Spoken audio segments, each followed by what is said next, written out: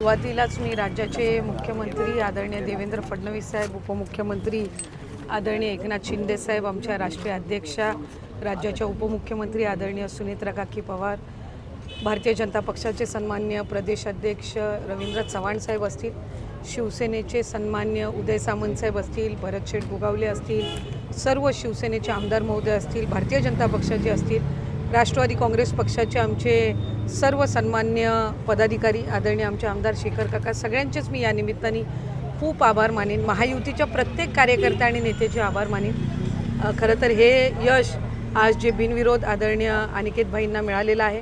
आदरणीय तटकरे साहेबांचे गेल्या अनेक वर्षांपासूनचे सर्व म्हणजे महायुतीमध्ये असेल सगळ्यांसोबत असणारे त्यांचे अतिशय जिव्हाळ्याचे समन्वयाचे संबंध असतील, राष्ट्रवादी काँग्रेस पक्षाचे प्रदेश अध्यक्ष म्हणून काम करत असताना आज खऱ्या अर्थानं आमच्या सगळ्यांच्याच आयुष्यातला हा एक अतिशय आनंदाचा दिवस आहे, अतिशय अभिमानाचा दिवस आहे। आणि अनिकेत भाईंना या निमित्ताने मी खूप खूप मनापासून शुभेच्छा देईन। एक खऱ्या अर्थानं ऐतिहासिक हा विजय आहे।